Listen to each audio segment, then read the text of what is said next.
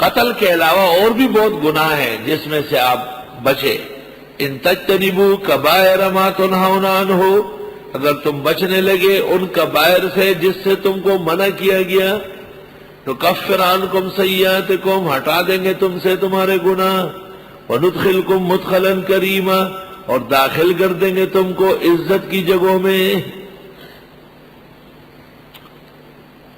اگر تم کبائر سے بچ گئے تو اللہ تعالیٰ تم سے صغائر دور کر دے گا.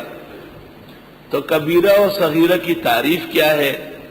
پہلی تعریف یہ ہے کہ ما تنہون عنہ، جس کی نہیں آ چکی ہے وہ کبیرہ ہے، جیسے شراب، اور جس کی نہیں آئی ہے جیسے افیون، بم، چرس یا اس زمانے کا ہیروئن، تو وہ کبائر سے خارج ہے، صغائر میں داخل.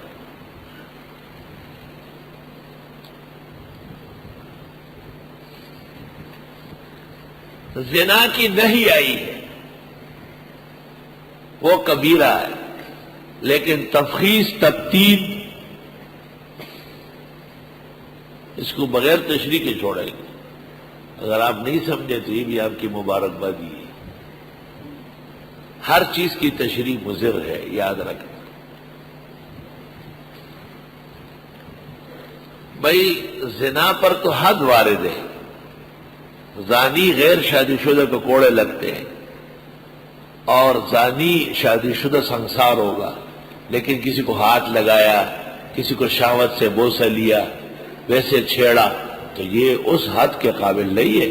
یقیناً تعزیری سزا ملے گی. قاضی یا امیر المومنین اس کی اصلاح کے لیے جو مناسب سمجھے وہ ڈنڈے سوٹے چڑھائے اس کو.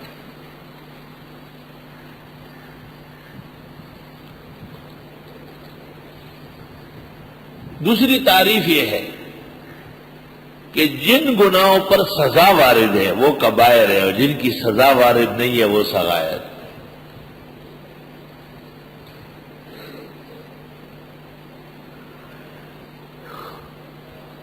تیسری تعریف یہ ہے کہ وہ جو حدیث میں ہے اجتنبوا من السبع الموبقات، 7 گناہ جس سے بچنا ضروری ہے: شرک، قتل،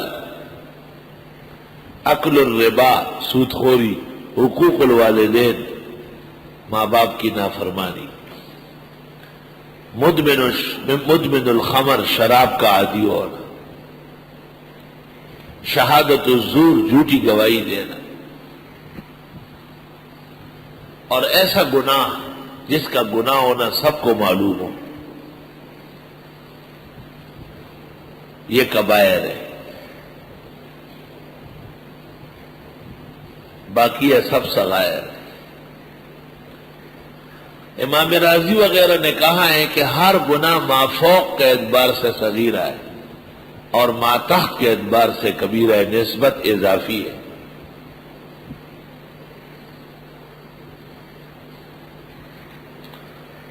ان تجتنبوا، اگر تم بچنے لگے، کبائرہ، ان بڑے گناہوں سے، ما تنہون عنہ، جس سے تم کو منع کیا گیا، نکفر عنکم سیئاتکم، دور کر دیں گے تم سے گناہ یعنی چھوٹے، وندخلکم مدخلا کریما، اور داخل کر دیں گے تم کو عزت کی جگہوں میں. عزت کی جگہ سے مراد تو جنت ہے، سب سے بڑی عزت کی جگہ جنت ہے، اللہ نصیب فرمائے. لیکن آیت سے پتہ چلا کہ گناہوں کی وجہ سے جنت سے محرومی ہوگی. آیت سے علماء نے استدلال کیا ہے کہ عزت کے مقامات جیسے حرمین شریفین، مساجد، مدارس، درس، واعظ، نصیحت، یہاں ہر قسم کے گناہوں سے زیادہ پرہیز ضروری ہے. وَنُدْخِلَكُمْ مُدْخَلًا كَرِيمًا. آیت سے مسئلہ معلوم ہوتا ہے کہ اگر کوئی شخص عزت کی جگہ میں گناہ سے نہیں بچتا، اللہ بہت جلد اس کو محروم کر دے گا. چنانچہ بدچلن طالب آخر کار مخرج ہو جاتا ہے. بدفعل آدمی ہمیشہ بے عزت ہوتا ہے. کوئی اس کے ساتھ صف میں کھڑے ہونے کے لیے تیار نہیں ہوتا. وہ کسی جگہ قدم رکھے تو لوگ اس سے پناہ مانگتے ہیں. وَنُدْخِلْكُمْ مُدْخَلًا كَرِيمًا. عزت کی جگہوں کا تقاضا ہے کہ عفت خوب ہو. وَلَا تَقْتُلُوا أَنفُسَكُمْ. نہیں مارنا ایک دوسرے کو. اور یہ آج ورثۃ الانبیاء کو مار رہا ہے. وہ لوگ جن پر پوری پوری امت قائم ہے، جن کے علوم سے آسمان و زمین کو استفادہ ہے، ان کو تہ تیغ کر رہے اور شرم نہیں آتی. ہندوستان کے ہندو کہیں گے کہ ہم مسلمانوں کو مار رہے ہیں تو چلو ہمارے ملک میں وہ اجنبی ہے، لیکن جو ملک خود علماء و مسلمانوں نے بنایا اس میں آج ہراول دستے کے حضرات کو تہ تیغ کیا جا رہا ہے. وَلَا تَقْتُلُوا أَنفُسَكُمْ. نہیں مارنا ایک دوسرے کو. إِنَّ اللَّهَ كَانَ بِكُمْ رَحِيمًا. بے شک اللہ تم پر خوب رحم والے ہیں. تو تم قتل کر کے خدا کے رحم سے محروم ہو جاؤ گے، اور تم ایک دوسرے کو قتل کر کے اس کے نتیجے میں تمہیں جو قصاص ہوگا یا آخرت کے اندر جہنم کی تابیدی سزا ہوگی تو تم رحم سے نکل کر قہر کے ضمن میں آ جاؤ گے. وَمَن يَفْعَلْ ذَلِكَ عُدْوَانًا. اور جو کوئی ایسا کر لے دشمنی سے اور ظلم کر کے، فَسَوْفَ نُصْلِيهِ نَارًا. پسند قریب ڈال دیں گے ان کو آگ میں. وَكَانَ ذَلِكَ عَلَى اللَّهِ يَسِيرًا.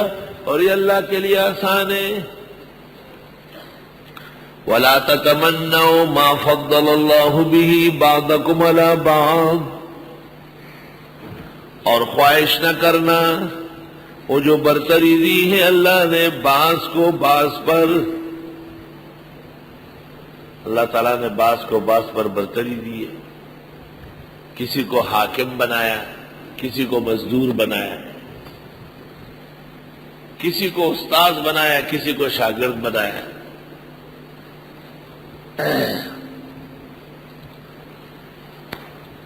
آگے چل کر ایک قاعدہ آ رہا ہے، اصل میں یہ اس کی تیاری ہے. اللہ تعالیٰ آگے چل کر فرماتے ہیں کہ اللہ نے مردوں کو عورتوں کے مقابلے میں قدرت دی ہے، حاکمیت دی ہے. تو کئی عورتیں یہ خواہش نہ کرے کہ ہم بھی مرد بن جائیں. امام مجاہد سے منقول ہے، ام سلمہ فرماتی ہے یا رسول اللہ یغزو الرجال ولا نغزو وانما لنا نصف المیراث. ام سلمہ نے کہا مرد جہاد کرتے ہیں، ہم نہیں کر سکتے. عورتیں، مردوں کا حصہ زیادہ ہے، عورتوں کا کم ہے. تو آیت نازل ہوئی